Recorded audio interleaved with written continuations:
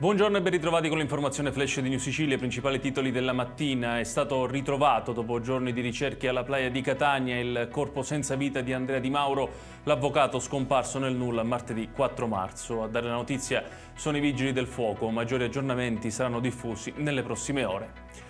Strage di Altavilla, al via il processo davanti alla Corte d'Assise di Palermo nell'aula bunker del carcere Pagliarelli nei confronti di Giovanni Barreca, Sabrina Fina e Massimo Carandente, accusati di aver ucciso durante folli riti di esorcismo la moglie di Barreca, Antonella Salamone, e i due figli Kevin ed Emanuel.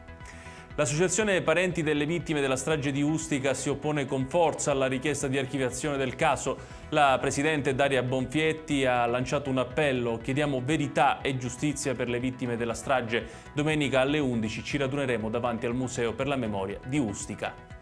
I finanzieri del Comando Provinciale di Palermo hanno arrestato un incensurato per spaccio di sostanze stupefacenti all'interno dell'appartamento dell'uomo, che fungeva da vero e proprio laboratorio. È stato trovato oltre 1,5 kg di cocaina che vendeva al dettaglio dal suo balcone.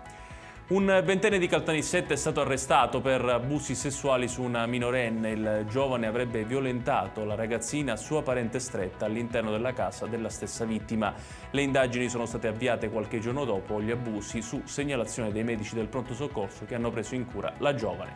Ed è tutto per questa edizione. Tutti i dettagli su queste notizie li trovate come sempre sul nostro sito www.newsicilia.it. Grazie per averci seguito e buon proseguimento di giornata.